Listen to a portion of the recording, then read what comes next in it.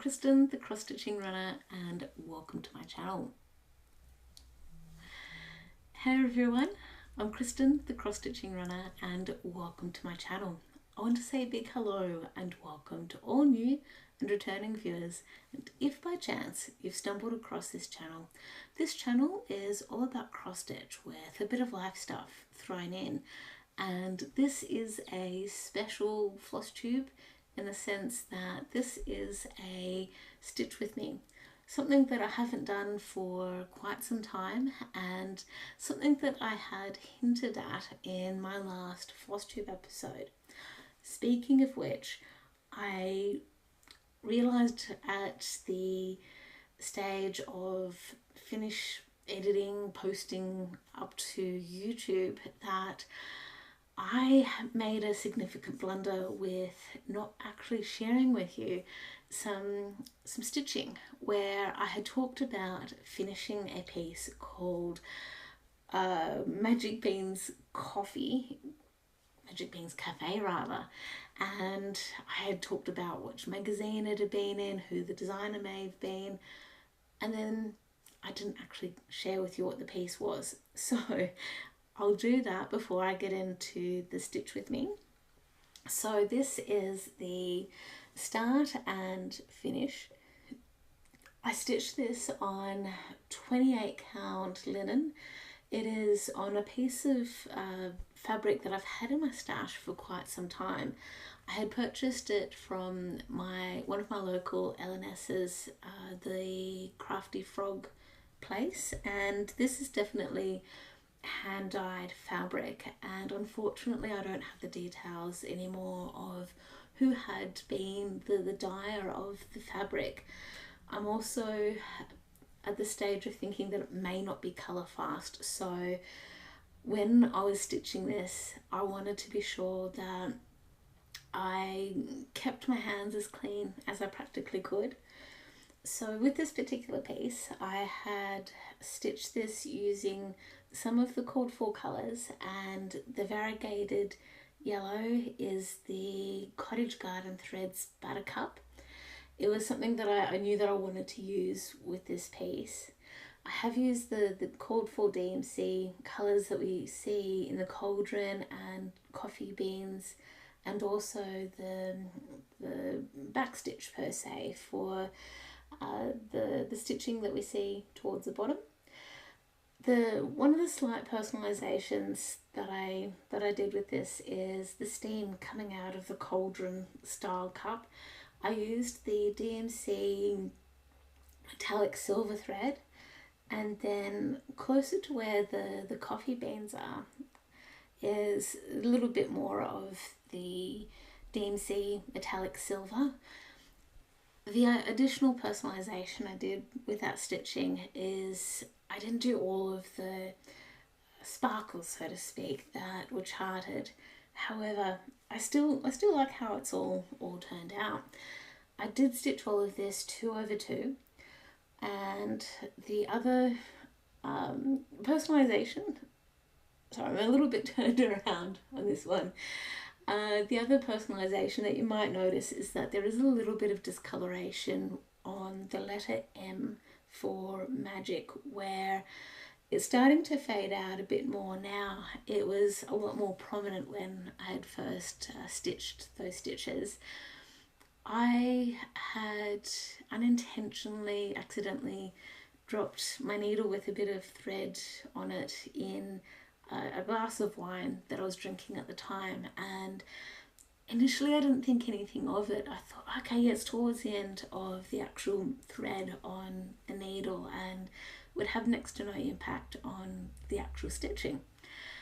However, it obviously has had a little bit of an impact, and I guess over time we'll see how things go.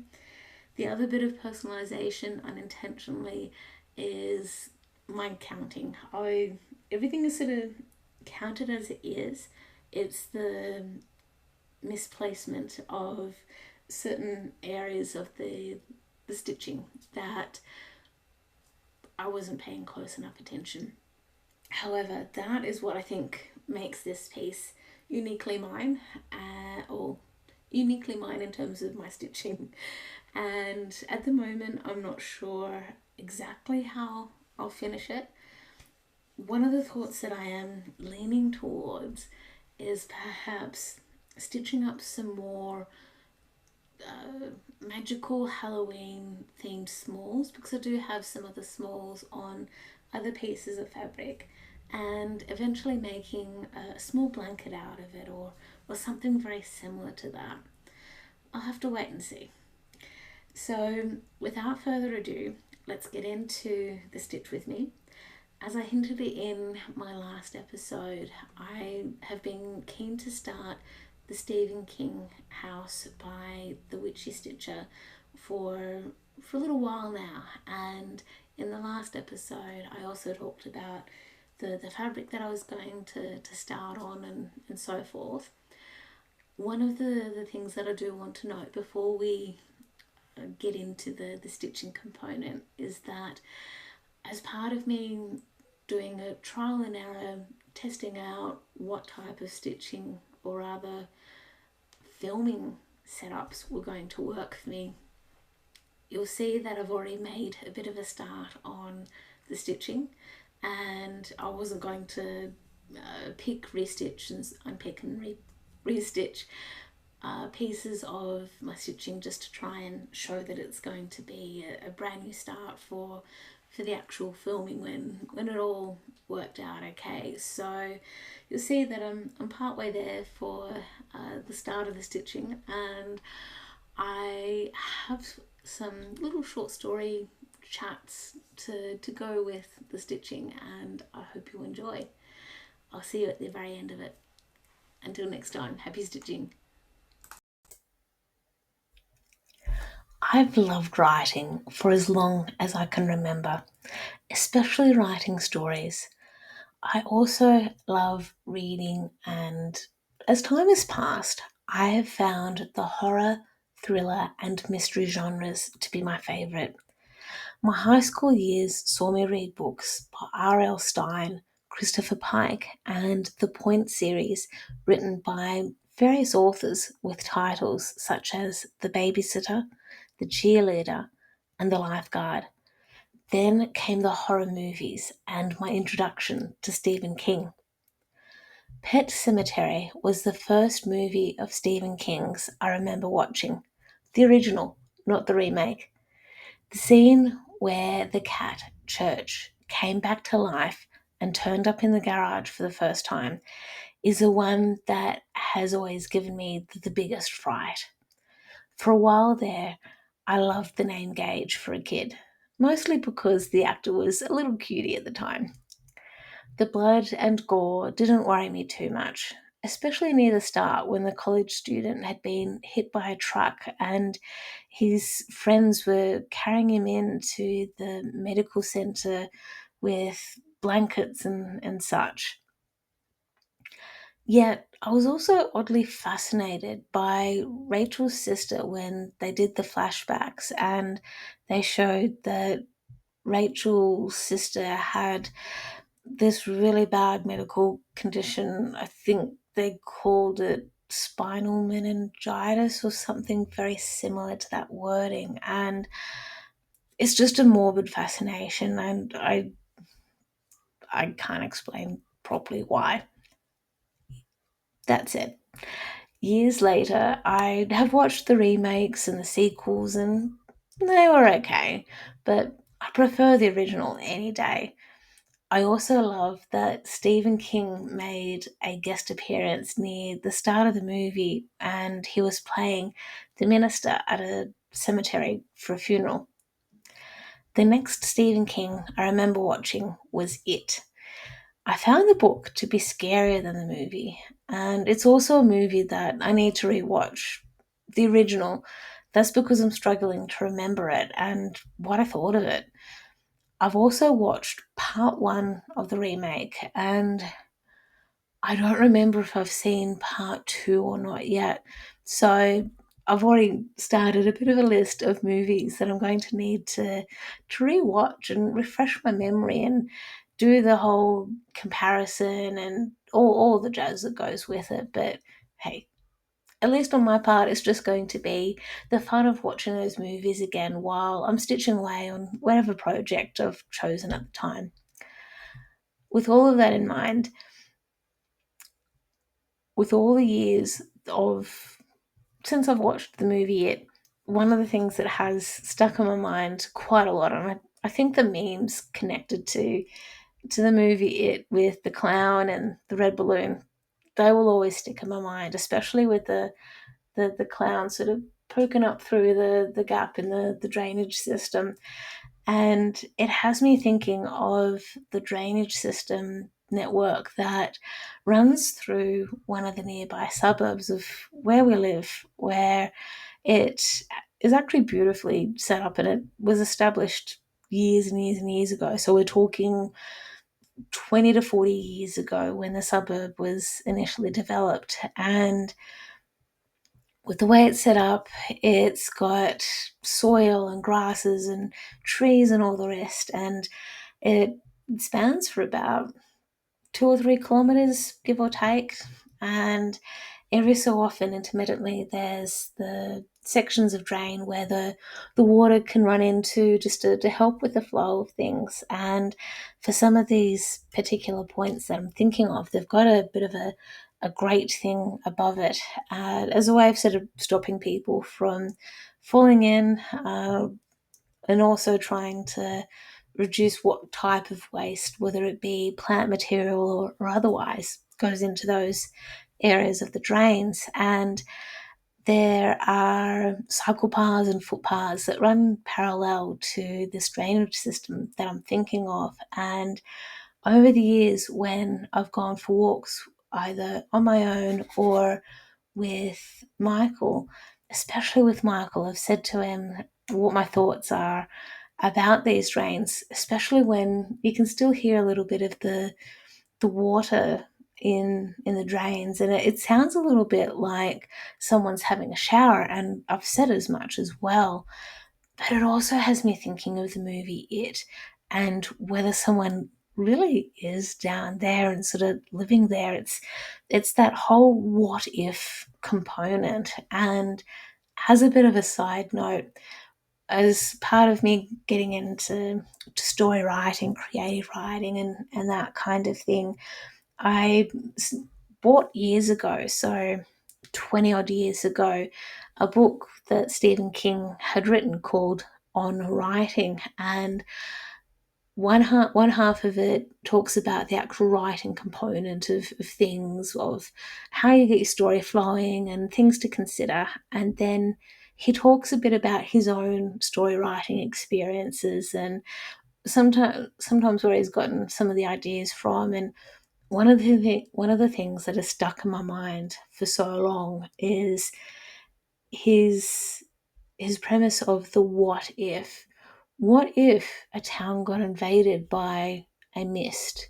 Or what if a town had a dome all of a sudden placed on top of it and people couldn't get out? Or what if this or what if that? It's those sort of components. And I guess it's a little bit of some of his early days of writing of what if there was a pet cemetery, for your regular animals and such, but then what if you buried your animal or loved one in an Indian burial ground where the soil was sour and it caused people and animals to come back to life? Or what if there's this clown, and a lot of people are scared of clowns, and it just draws on your biggest fears? And how do you overcome those really big fears? What are those fears?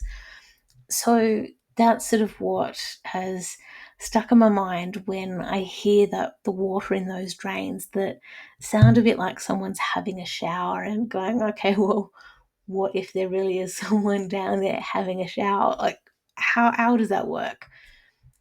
Anyway, it was only in the last few months when we're actually back up in Wollongong that I finally got around to watching the movie Carrie, and the original, not the remake or anything like that. And I really wanted to make sure that I watched the original before anything else, because I found in some circumstances that the remakes just really don't do it justice. And watching Carrie brought back some memories from high school and all the legitimate fun stuff that happened with being a teenager, let alone the crappy fun stuff that goes with it. And it had me thinking just how awful it would be to be made fun of becoming a woman and having no idea what's happening to you and thinking that you're dying. So that just to me is really sad and is really crap. However, what I liked about Carrie was the telekinesis theme, and that she was sort of learning about how she could utilize those sort of powers and uh, make it in a way that worked for her.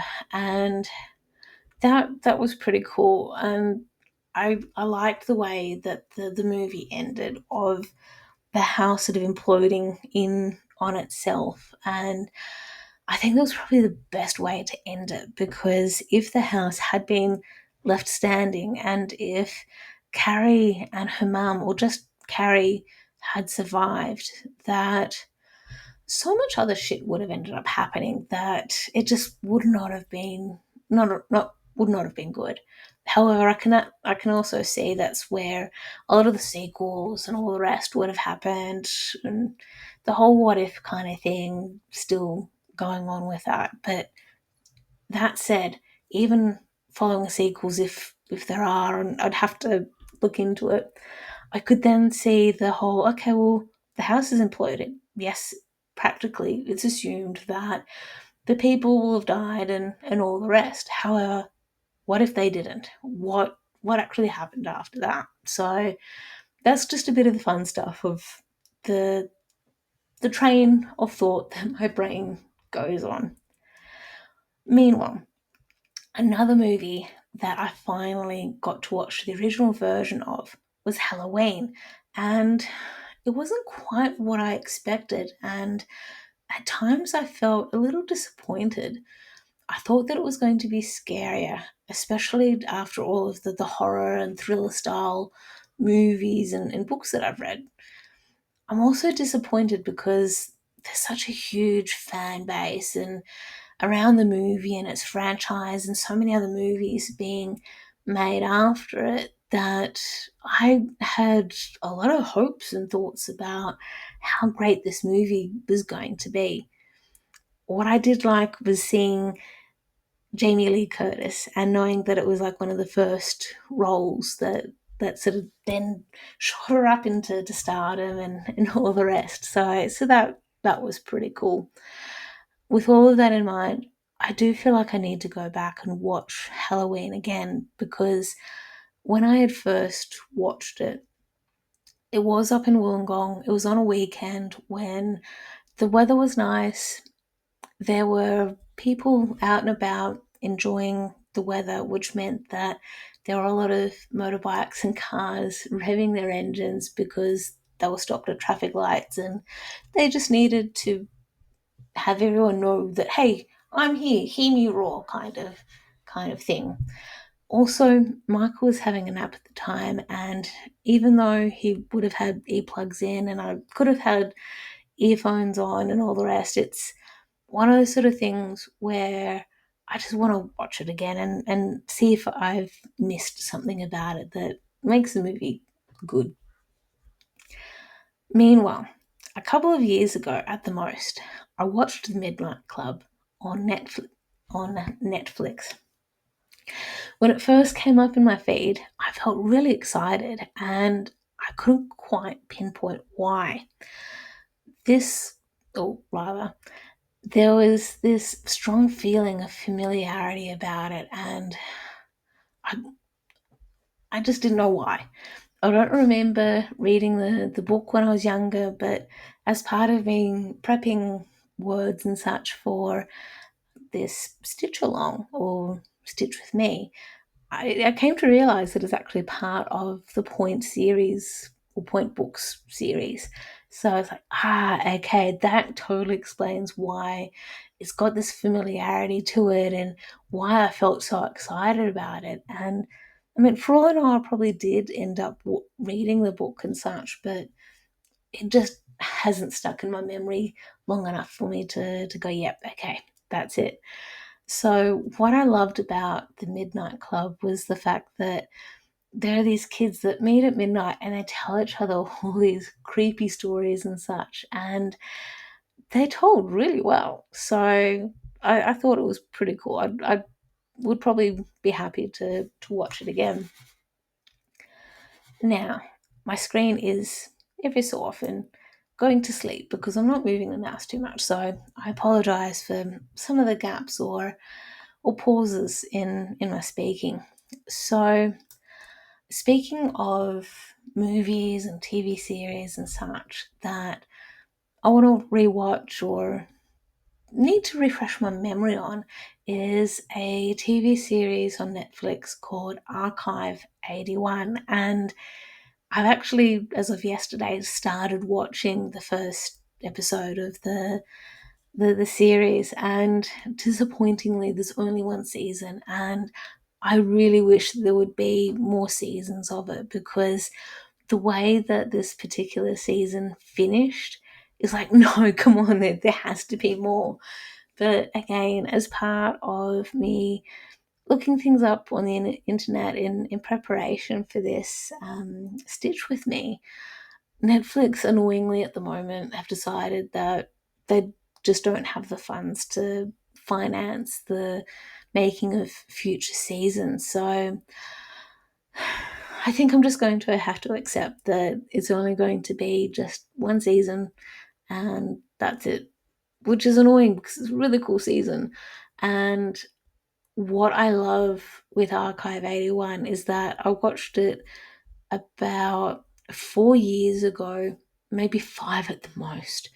And it was around it feels like it was around the time when it was COVID. We were getting used to working from home, and we were having the Zoom call meeting things as a way of still connecting with people and reminiscing about the days of actually being in the office full time. And one of the team chats that we were having was about some of the different movies or TV shows and such that we were watching, and I had talked about this Archive 81, and my team had a really good chuckle about it all because the team I was working in at the time, I was the only records management archival person, and pretty much the only one that has this or had at the time the passion and interest of records management, information management, archives, and all the jazz that goes with it, and getting excited about the different stories that can be told by your different records and documents and such. And it's just a matter of getting all the right information together and then finding a way of turning it into a story that makes it sound really cool and interesting and helps you learn a little bit along the way. So, what I loved with this particular series of Archive 81 was the premise of being good at a particular thing that you do. In this case, the lead actor has this ability to restore archival or audiovisual things that have been damaged in different ways. And this person had been handpicked to go out to a remote building, remote area that had in theory been built back in the 1980s, and he was asked to then restore some tapes that had been damaged in a fire. And it's the things that happen while he's restoring this audiovisual stuff that leans towards an occult, or it's the mystery kind of thing of what is it. And it was all these twists and turns that happened in the series as well that I absolutely loved. So this is why I'm going back and watching the series again, and yeah, just reminiscing about, okay, this is why this series was really cool, and then getting myself disappointed all over again. With all of this in mind, my related love is with urban legends and mythological creatures and ghosts and all those sorts of things. And that's where I love watching the TV series Supernatural, especially the first couple of seasons where they're learning about some of the different ghosts, creatures, demons and such and how to deal with them. And it got me thinking about my hometown and some of the urban legends that are floating around. So let's jump into some of those sort of urban legends that may be floating around in association with Canberra. Growing up in and around Canberra, there's been a few things I've grown to accept. It's a public service town. Some people think it's a boring place to live, but I also question what the interests are to think that Canberra's boring. We have a lot of roundabouts, including some rainbow ones, and you'll inevitably be asked if you live on the north or south side of the lake. The lake is Lake Burley Griffin, and it splits Canberra in half from east to west. It's a man-made lake that was designed by Walter Burley Griffin and is part of a series of lakes that he had planned to have built along the Molonglo River. And there are some other lakes in Canberra aside from Lake Burley Griffin, but aren't part of the Molonglo River network per se. So, with the lake, the plans rather, were approved back in 1910, but it wasn't until the 1960s that it finally got built along with Scrivener Dam to enable the man-made lake to be formed. Online sources explain that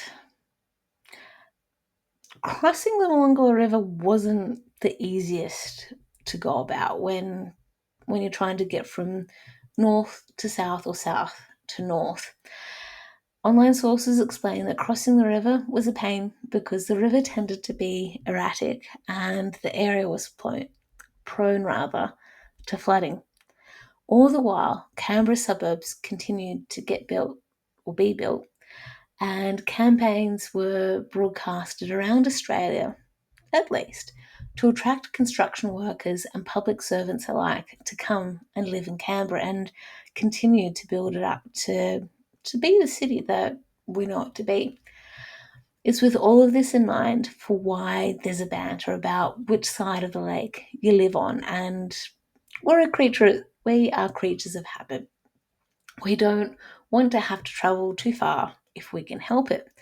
Noting that there are other roads that make it easier for getting around town, and also noting that depending on your time of day, traffic, that kind of thing, it can take about an hour to get from the north side of Canberra to the south side of Canberra, maybe a little bit less. So, as far as Canberra's concerned, we shouldn't complain too much about getting from one side of town to the other. With all that said, the lake is also the premise for the first series of urban legends that some of us locals aren't quite ready to give up on. The first urban legend is to do with a secret tunnel. Rumour has it that there's a secret tunnel that runs between Old Parliament House in the suburb of Parkes and the defence buildings located in Russell. That in theory were used by politicians back in the day when Old Parliament House was Parliament House, noting that the Old Parliament House ceased to be used as Parliament House back in the late 80s, 1980s, and it was in 1988 that the current Parliament House was opened and finished and is still being used by the politicians today.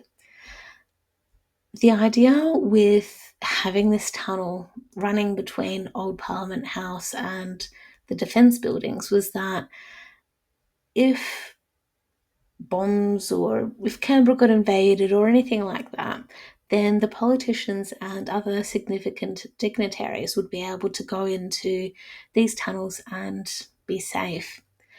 It was also suggested that the tunnels enabled politicians and defence personnel to travel between the two locations without detection. Disappointingly, there aren't any tunnels like this that go between Old Parliament House and Defence, which means that, annoyingly, there aren't any tunnels that have been built underneath the lake. And there have been several different searches or dredging of the lake or whatever other scans and such that you want to call that have confirmed that there aren't the tunnels as we're thinking, which is really annoying because I still hope or think that they're lying to us in some way. However, it has been confirmed that there are tunnels under Old Parliament House that are restricted to maintenance personnel. A news article from 2016 investigating the rumour of these tunnels found that the tunnels under Old Parliament House hold these lambson tubes that enable messaging to be sent throughout the building and other areas of Canberra without having to travel the distance to deliver the information.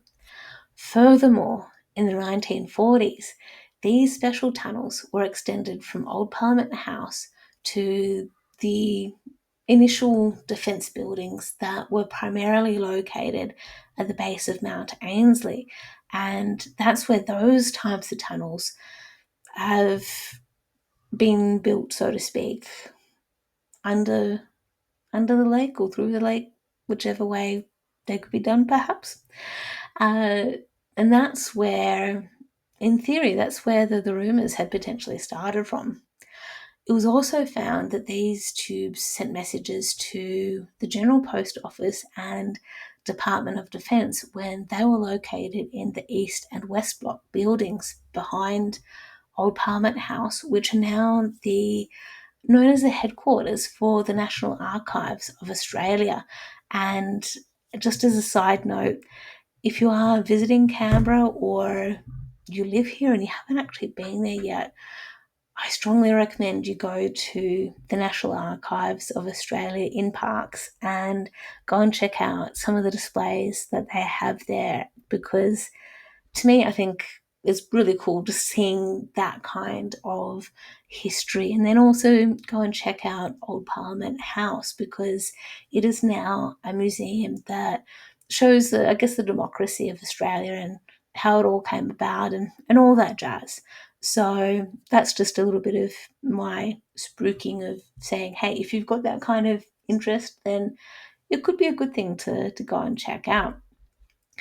Also, getting back to these lamps and tubes and tunnels and such, they also sent the messaging and such to the government printing office in Kingston.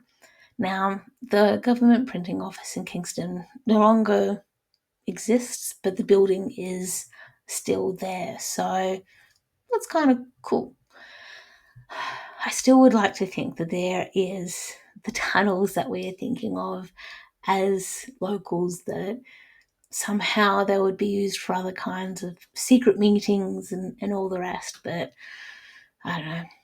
With all the other searches and such that have happened around the lake, I'm just going to have to accept that it's not there physically. Now, urban legend 2 is to do with the dead bodies. Coffins floating down the lake, remains being washed up on the shores. These are hints of headlines from the times when the Molonglo River and Queanbeyan River have flooded, resulting in a cemetery at Queanbeyan losing some of its residents and then later being found or around Lake Burley Griffin. And some of these articles that I found online confirm this happening in early 1974, whereby some 50 graves were impacted by the Queanbeyan River flooding. Since then, and even before then, there have been other floods, and whilst, especially since 1974, to the best of my understanding, there haven't been as many cemeteries impacted by the floods. Other debris and such have flowed into Lake Burley Griffin, and it's been fascinating just seeing some of the logs and such floating through the lake, and some of the older generations reminiscing about 1974, and noting that there have been other reports about bodies being disposed of in the lake by the old Canberra Hospital, which is now the site for the National Museum of Australia. I found an article from 1986 on the Trove website that talks about human waste, such as human tissue, brain matter, and bones, being leaked into the lake since the late 1960s through to the mid 1980s by the morgue at the old Canberra Hospital. This article strongly emphasises that no bodies were leaked into the lake, but one can't help but wonder, I don't know, this still goes around the thoughts of what if. On a side note, the old Canberra Hospital was demolished in 1997, and it was a big deal at the time because of the long history of the old Canberra Hospital, and sadly, an innocent bystander was killed by a rogue piece of debris while 9 others were injured by the demolition. Meanwhile, an article posted in 2022 about some of the things that may lurk at the bottom of the lake discusses the extraction of a vehicle from the lake in 1989 that still contained remains of a local who had been reported missing some 14 years earlier. Related articles suggest that the person had been in the lake for 10 years prior to them being found. A related article also talks about other things that have been found at the bottom of the lake, ranging from the usual rubbish of shopping trolleys and car tyres to some of the following: knives, clothes, safes, wallets, floorboards from a renovated house, because, I mean, if you can't make it to the tip, why not just dump it in the lake? Because no one's going to find it, surely. Then this next one still has me scratching my head a bit. A box that has engraved in it or embedded in it, "Property of Australian Banks" box containing tools. I need to look into that one a bit more. It's like, who on earth gets their hands on this box that says "Property of Australian Banks"? How do you do that? And then why on earth are you going to get rid of it in the lake? But then again, thinking about Canberra, underbelly, drugs, all the jazz, I'm probably going to have to deep dive that one. Then there was also a window pane with a dolphin on it. Again, that could be related to the floorboards from a renovated house. Then there was a weight measuring kit that divers came across, suggesting that it could have been owned by a drug dealer. Yes, Canberra has those too. Then there were cars, as were mentioned before, and then also amber construction lights, because Canberra has constructions and there's going to be a bucket load more stuff like that ending up in the lake, because as of the recording of this Stitch With Me, and it's going to be happening for a few more years to come, Canberra is going through some positive changes. It's just annoying right now. We're having the second stage of the light rail being extended to actually go over the lake, and a part of which is some interesting changes or adjustments and additions to the Commonwealth Avenue Bridge. And that's where there'll be some more things possibly ending up in the lake because of that construction. Then kayaks. Kayaks are unsurprising though, and I'm actually a little surprised that canoes weren't included as well, because one of the positive things about Lake Burley Griffin is that a lot of people like doing the kayaking, the canoeing, the dragon boating, and sailing on the lake when the weather can be good. So it was interesting that it was just kayaks. Okay, now let's move on to the third round of urban legends. These ones aren't specifically related to the lake itself. These are more to do with buildings around Canberra. And this is where I still think it's kind of cool, weird and odd that Canberra has haunted buildings, because Canberra to me is still a young city in comparison to some of the other cities in Australia, let alone when you compare it to the rest of the world, where Australia, as far as colonisation is concerned, is young, where it happened 200 plus years ago, and Canberra was developed after Sydney and Melbourne were settled, and Canberra was a place to try and find a little bit of middle ground between Sydney and Melbourne. So that's where Canberra is Canberra, and we're here. It's all good. And Canberra celebrated its 100th birthday, oh wow, a while ago. I'm thinking a good 10 years ago. I'm going to need to double check that one. Anyway, what I'm getting at here is that I've never thought that Canberra had buildings old enough to be worthy of a haunting. So, straight off the top of my head, I'm aware of and have heard stories of Old Parliament House, the National Film and Sound Archives, Blundell's Cottage, Hotel Kurrajong, and a road just near the Canberra airport having reports of being haunted or weird things happening in and around them. I've also heard that Duntroon Homestead and the Civic Pool are haunted, and internet searches suggest that the National Museum of Australia is haunted because, as we've heard, it sits in the same spot as the old Canberra Hospital, and as we've heard earlier about the morgue being there, people dying, and anything else that goes on with those locations, they're bound to have something going on. So, at Hotel Kurrajong, which is over in Barton, it's fairly close to Parliament House, Old Parliament House. It's a beautiful building. It's rumoured to have the ghost of an Aussie Prime Minister, Ben Chifley, who lived there during his parliamentary career.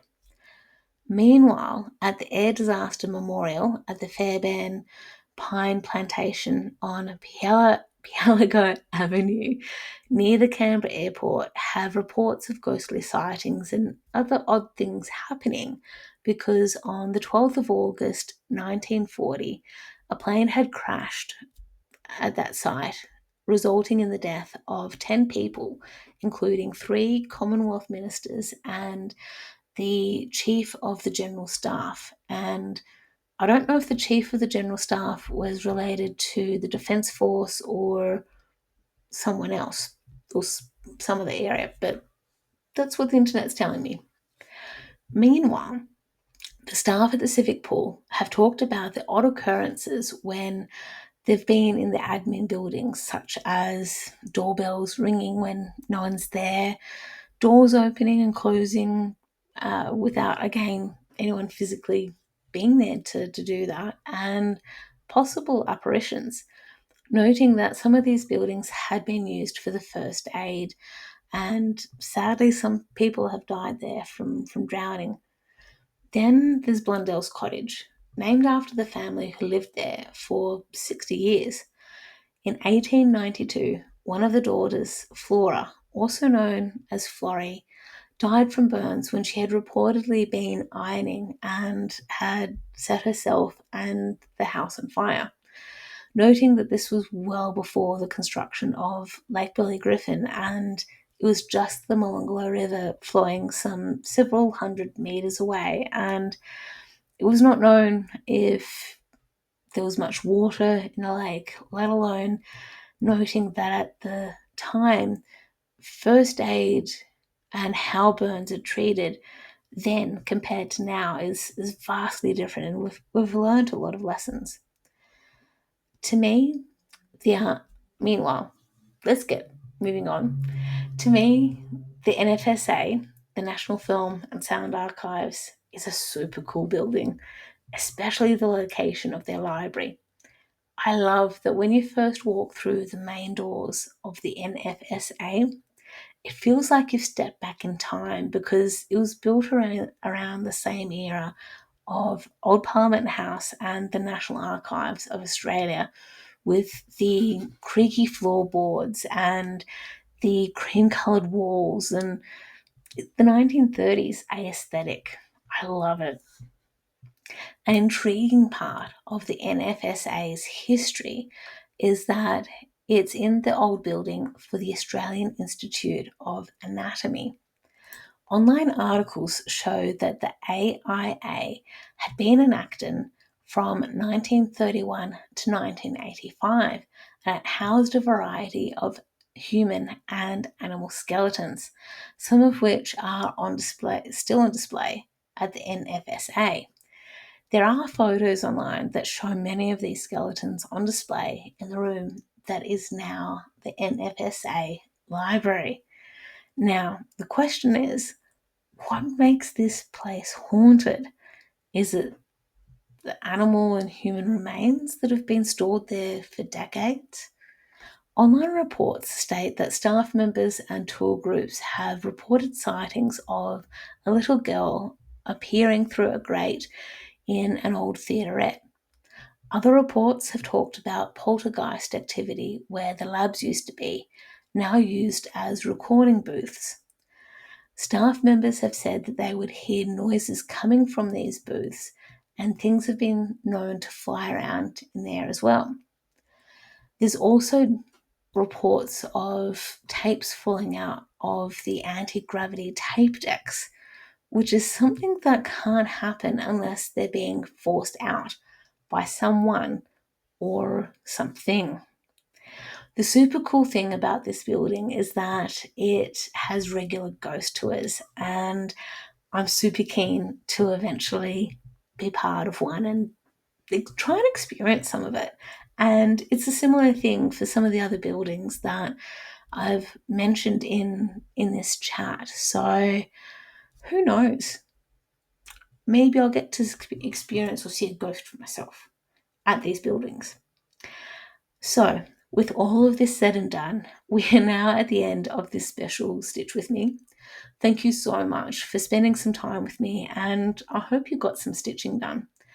If by chance you liked what you heard and saw and you're keen to join me for my next stitching catch up, I'll greatly appreciate it if you could hit the like, subscribe, and ring the notification and all the other bells and whistles and buttons and such that you can click on so you can get notifications for any future Flosstubes I release.